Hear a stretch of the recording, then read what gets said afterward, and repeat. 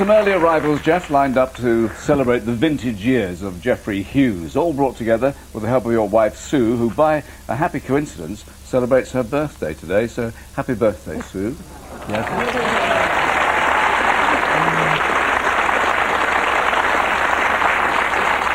And, Jeff, what did you have planned for Sue?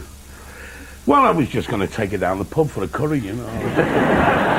Now I was going to take her out for dinner tonight and have a couple of jars and buy her a few flowers, and she's already had a birthday present, so... Good. Last year you marked your silver wedding anniversary, and you've had nearly 40 years as a professional actor with a diary full of solid bookings. He's living in the past when Moses paid Wingard.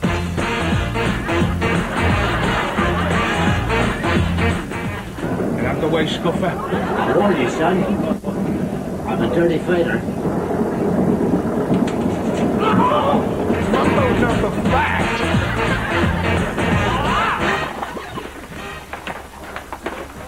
There, that is your scenic panorama contrast wall. You see, it gives you what is known as a mural effect. Wow, Annie Walker's never had one of them mural walls, that I do know. All night long.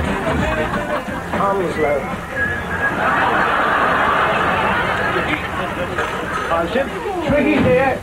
Right, now, how are you fixed for denim? Just feel the quality of that. Vernon's my brother. You don't look much like brothers. Step-brother.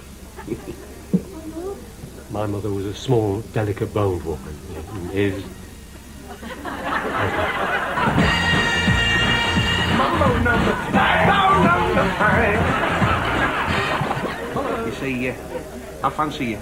If you were the last man left in Weatherfield, you would have no chance with me. If I was the last man left in Weatherfield, you would be killed in the rush.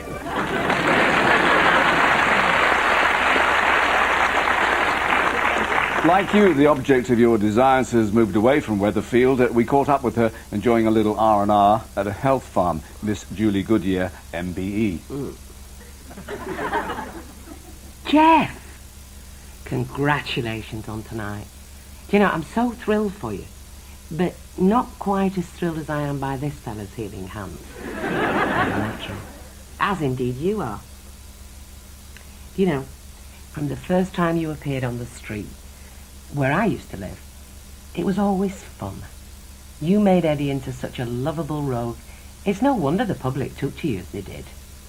And they keep on loving you, whatever you do. And so do I. Jeff, I'm delighted you're being honoured tonight. Have a good one, kid. I intend to. Sven, heal.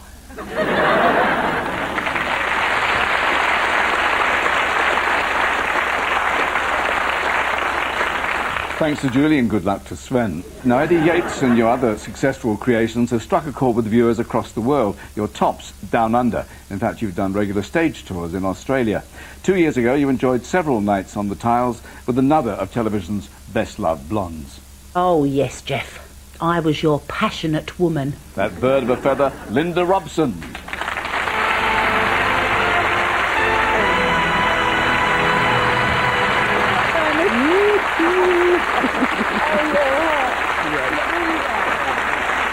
Linda, tell us about life down under with Geoffrey. And we was asked to go out and do a play called A Passionate Woman by Kay Mellor. And I'd never been away and left the children before, and I'd also never done a stage play before, so I was very nervous. So Geoffrey sort of looked after me and Sue, and they used to take me out and feed me and help me with lines and look after me, and then the children eventually came. Brilliant. Oh, I was so nervous, honestly, on the first night. I used to shout things. There was a little tunnel, and it was all sort of set on a roof and in a loft, and I used to have to go into this tunnel, sort of crawl in there, and he used to shout rude things into me in this tunnel to try and sort of calm me down before I went on. And apparently the first little bit was sort of me for 20 minutes on the stage on my own, and he used to say to me when I came off, slow down, slow down. I used to speak so fast to get it over and done with because I was so nervous, didn't I? It was great. A joy to work with. Oh, really was. You. Thank you very much, Linda. Thank you. Lovely. Cheers. See you after. Thank you.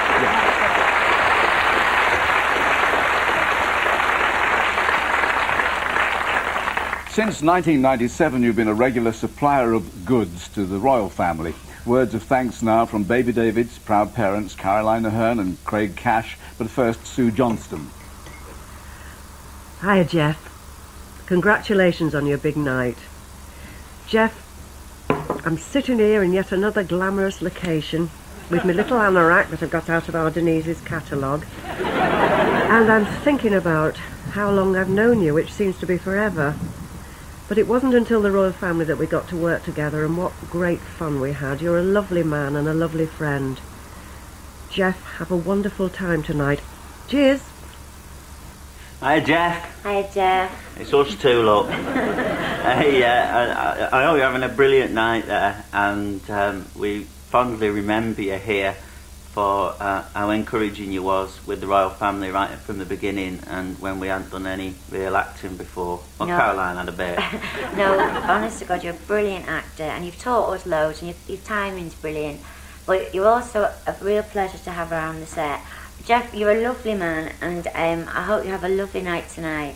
And it's been a real pleasure knowing you and working with you, and we love you very much. That sounds sincere. Oh, I hope you love Oh, bye.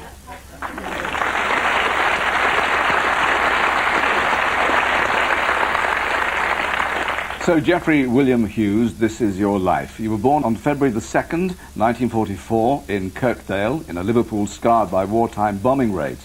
You're the first son for the late William and Ada Hughes. Your father had been a dock worker, and he used to talk about a pal of his called Diesel Fitter. Why was that? Well, all the dockers, you know, they all had these nicknames, and one was called the Diesel Fitter, because every time he opened a case, he'd go, "Oh, Diesel Fitter, Diesel Fitter, oh, Diesel Fitter." Yeah. Right, during the war, your father was a sergeant in the army. Before you were born, he was posted to Mombasa, when your mother kept him informed on your progress with letters and photographs sent to Daddy with love, which must have brightened the walls of his billet. You and your dad eventually met when you were 2.5. Landudno. I remember that. With your father back home, you continue to be the focus of attention for the family camera. Notable features, curly quiff and dimply knees. Now, when you're 4 years old, someone else enters the picture. And that would be me. It certainly would. Your brother Gordon.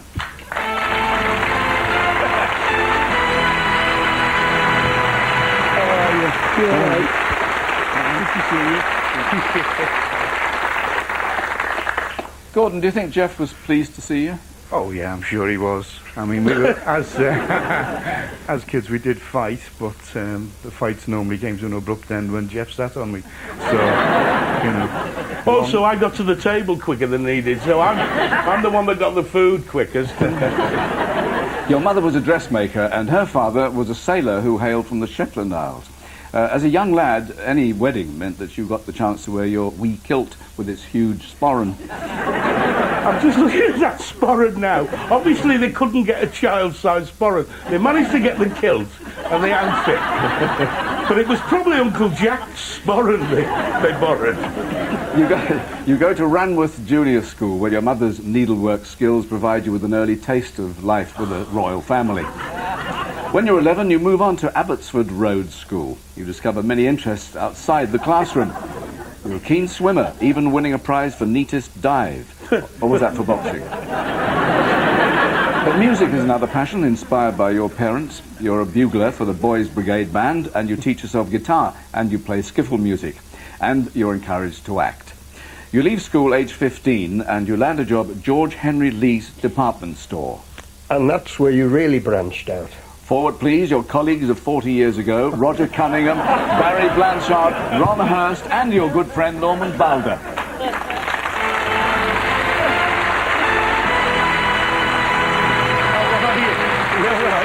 Hi, Greg. Good to see you. Great to see you. How are you? Good to see you. I'm Fireman Cunningham. So, Roger, you actually said, are you being served? Yes, we did it. This is Fireman Cunningham, you know. He runs the Trumpington Fire Service in Formby. That's right. Sorry, I'm interrupting. Well, Jeff was in the shoes and luggage department. We were in the hairdressing.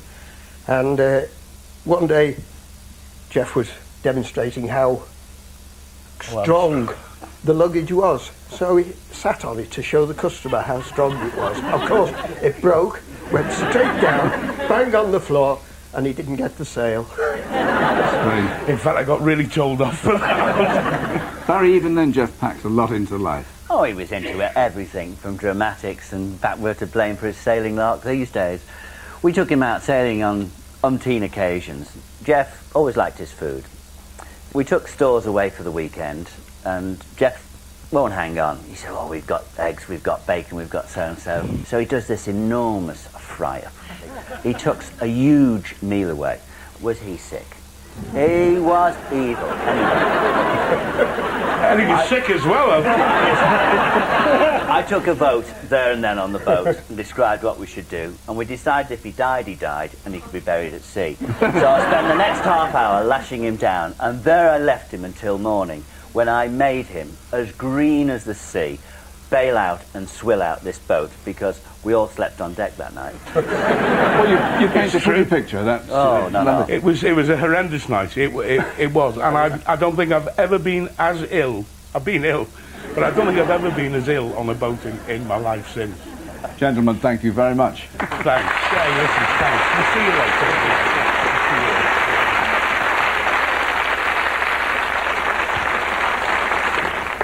Now, as well as messing about on the water, you're slapping on the grease paint. From the age of 13, you'd been a regular at Merseyside Unity Theatre. One of the founder members was Graham Frood. Graham, you remember young Jeff? Yes, indeed.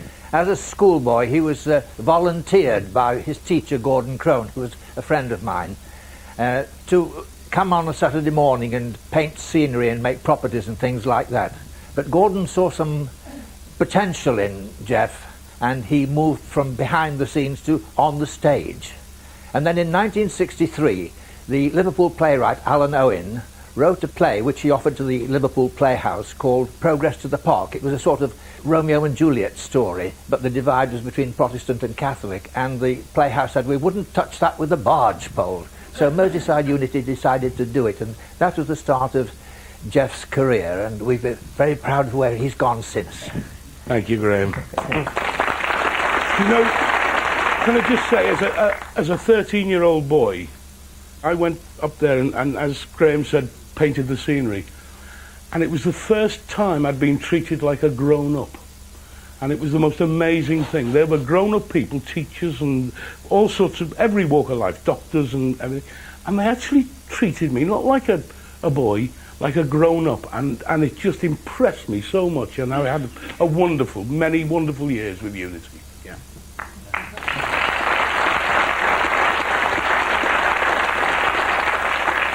Well, you were 19 when you decided to try your luck full-time as an actor. You find work doing bit parts with Stoke Rep as assistant stage manager.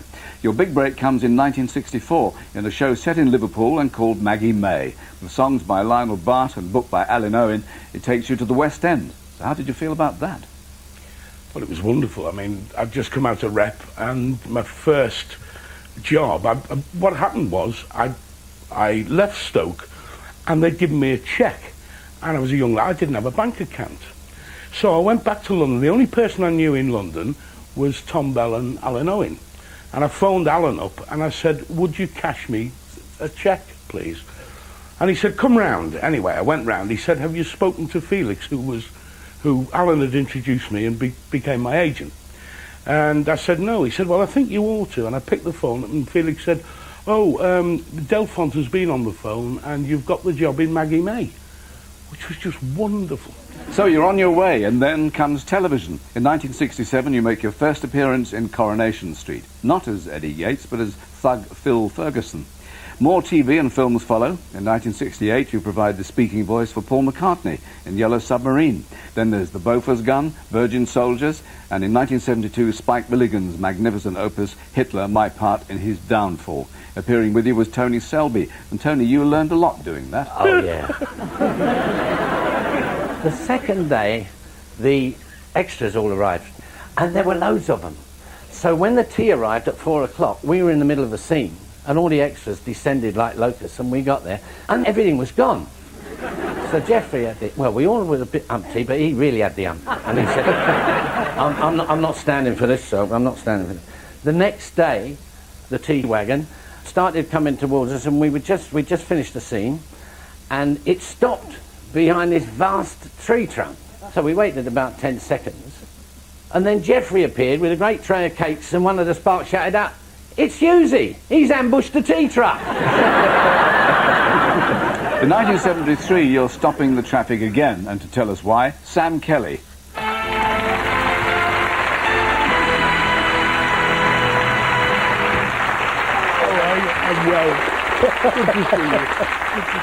Sam hereby hangs a tale. Yeah, this is circa 1973, Wizard of Oz. You remember? I know what you're going to and we had a photo call very early in the morning, going along the Strand in your Ford Zephyr. We'd been to the Army and Navy stores in Victoria Street. Yeah. Into their grotto. Go on, sorry.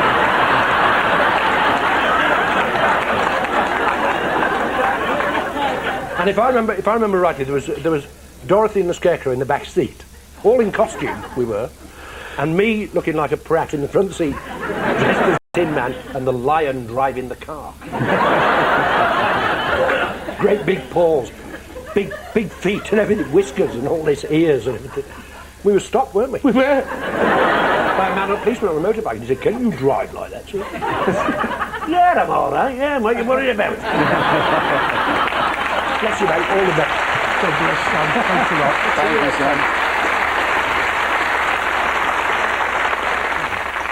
Christmas 1974 is special for you. You make your entrance on Coronation Street in the part that was to make your name. Well, he's here if this is him. Hello.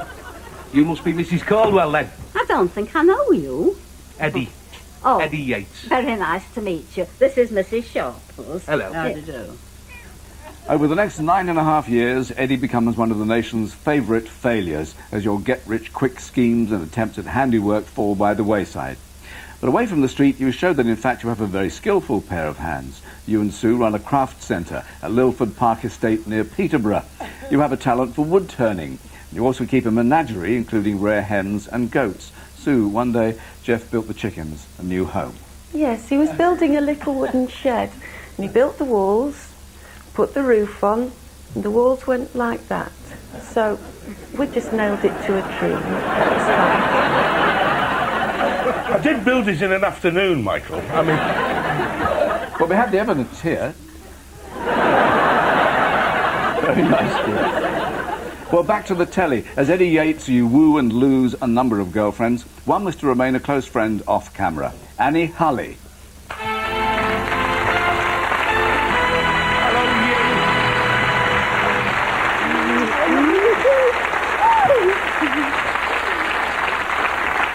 Annie, we know you now, of course, as the woman who'd done Jim McDonald wrong, but earlier, Eddie kindly did the same for you. Yes, he did. Sadly, Lorna did not steal his heart. Hardly surprising, really, when I first arrived on the set and I had a flat cap and a tie, and I fully expected Jeff to shout to the producer, "Can we recast? This girl's mad." But he just said, "Great!" And that's very typical of Jeff, and he was very supportive all through that time with me. And then he came back into my life again when my husband, Chris Clough, directed him in Doctor Who. And my husband's a very keen sailor, so obviously they struck up a bond. And then a couple of years ago, I wrote a play called Salt of the Earth, and I wanted Jeff desperately to play the lead, but there was no money in it, and it wasn't a class venue, and I phoned him up with trepidation, and he just said, "Yeah, I'll do it." And that's just typical of the generosity of this man, and I'm very grateful to him, and he'll always be the salt of the earth to us. Bless you.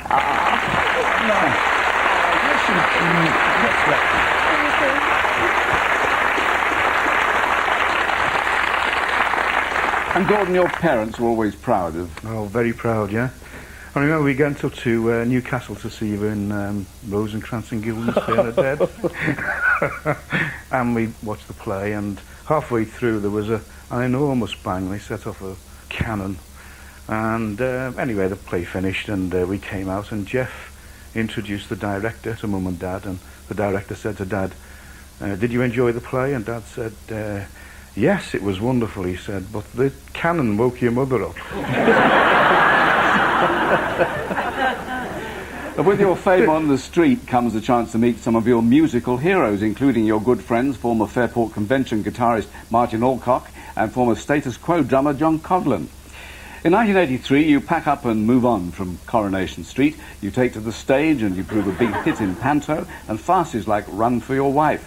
In a 1985 production, your understudy was Owen Teale. And Owen, you had a close working relationship.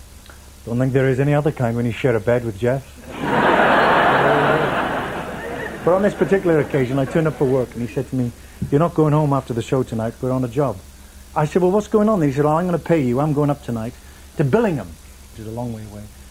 And in the morning he's going to do an appearance, as only he could do. And then we'd come back down and he'd go back on stage the next night. I said, "That's a hell of a trip." He said, "Well, you're driving it." So we get up there and, you know, you probably guess what's going to happen. It's in the middle of the night by that point, and the porter says, "Oh, great to see you, Eddie," you know, and all that. And the name's Jeff, actually, Jeff Hughes. Yes, Eddie. Yes, Eddie, yes. There's the key, and he says, "No, there's two. There's me and my mate." He says, No, just one key." He says, No, there's two keys." He says, "No, there's one key." And I remember a look between us, and we thought, well, it's make or break time, Jeff, and here we go. We've been in love ever since. Love ever since. What a way to come out with it. In 1990, you bring to the screen another unforgettable character from the pen of Roy Clark. You inhabit the soiled vest of Onslow, the brother-in-law from hell, for social climber Hyacinth Bouquet. Foiling her best efforts to keep up appearances with you was Hyacinth's heroic husband, played by Clive Swift. Geoffrey, I want to remind you of two examples of your consummate professionalism. If you remember, you and I were shooting a scene outside Onslow's house in Coventry. And during the scene, a car had to draw up and the driver get out and run past us into the house. Now, you began your lines, and the car began to move backwards of its own volition, scattering extras and technicians in its wake. But this didn't disturb you, and you carried on to the end of the scene saying your lines. The other thing that's burnt into my memory is the eagerness with which you used to volunteer to come down that motorway for extra Saturday morning rehearsals. Now that was something remarkable. I hope you have a fantastic evening, and my love to you and Sue. Thank you, Clive. In 1997, you take on the role of Twiggy in the award-winning The Royal Family. Two of the family are flaked out here tonight, Liz Smith and Ralph Little.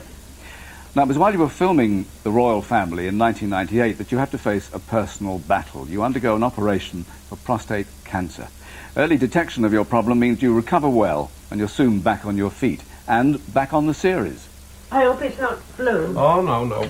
Nothing blue. You'll have to watch your Chubby Brown video for that, Norma. Hey, I love that Chubby Brown.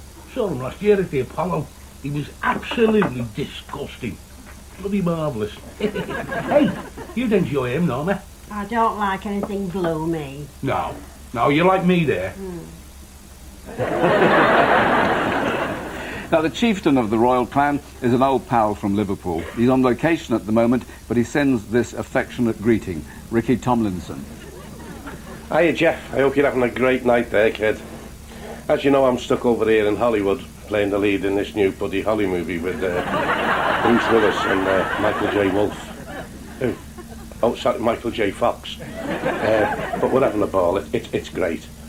And I'm delighted that you're getting this accolade tonight, because it's about time the ordinary guy, the ordinary actor, the fellow who hasn't done very much, get some sort of recognition.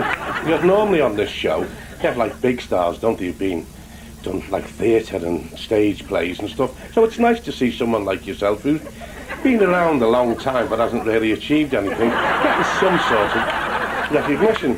I mean, I've done what I can in my short time to help your career. I mean, I got within the royal family playing Twiggy, but, well, as you know, it didn't go that well for you, but at least you got 2 or 3 episodes. Helped us pay off a few bills. And I do remember the time when you were quite ill and you were going in for that very, very serious operation, and I sent you the letter and I asked the nurse to read it to you on the way into the theatre.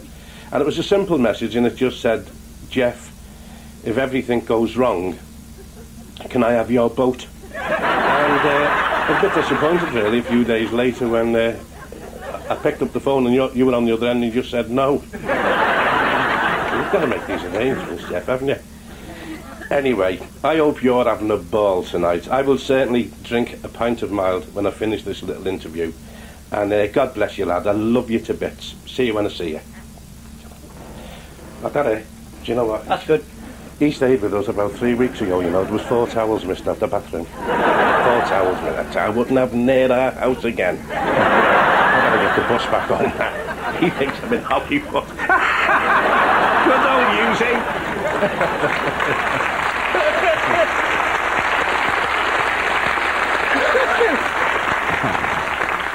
Well, your beloved boat that Ricky mentioned is now moored at Cowes on the Isle of Wight, and each year you attend the annual festival of racing there as a member of the Royal Corinthian Yacht Club. But last year, the royal family nearly scuppered you around the island race. Fellow Corinthians Paralympic gold medalist Andy Castle, and with him Mark Ratsey Woodruff and David Dyer.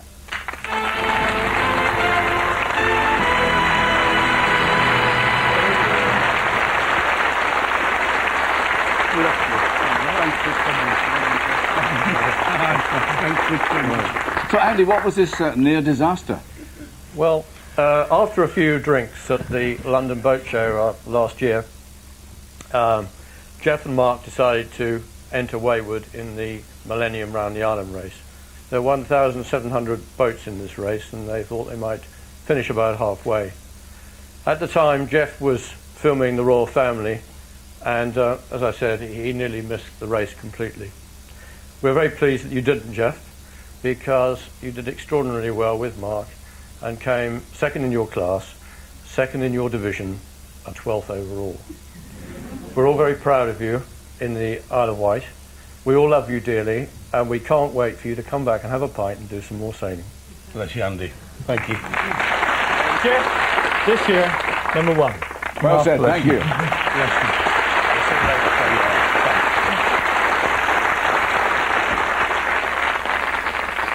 Now, your love for the water helped you bond with the locals during your stage tours to Australia in Bedroom Farce and A Passionate Woman with Linda Robson.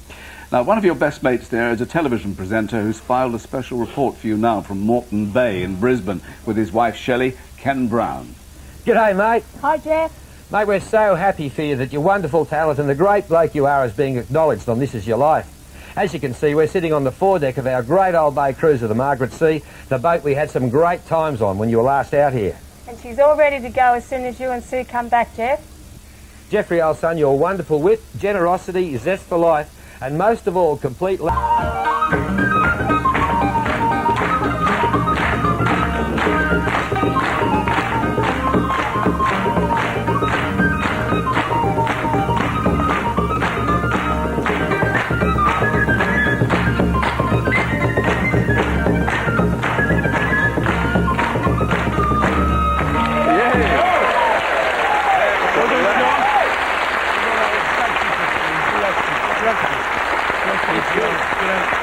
Jeffrey Hughes, This Is Your Life. Thank you.